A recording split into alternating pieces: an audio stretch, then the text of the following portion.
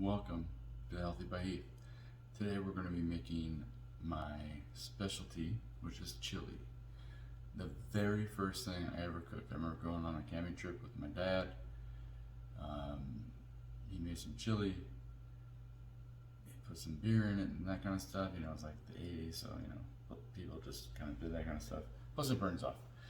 And then I found out later on when I was adding beer to my own chili, it actually didn't taste that great because it just didn't taste that great. So I started making my own variations of the chili.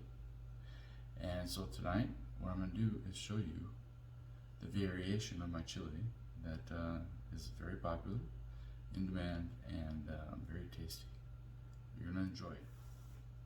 It is not vegan, but it is very good chili. And if you want to make it vegan, just don't put in the beef and the pork.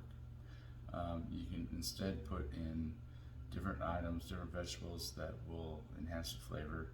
I try to stay away from doing a lot of tofu stuff because everybody does tofu stuff. So maybe just do a whole bunch of thick mushrooms or squash, pumpkin.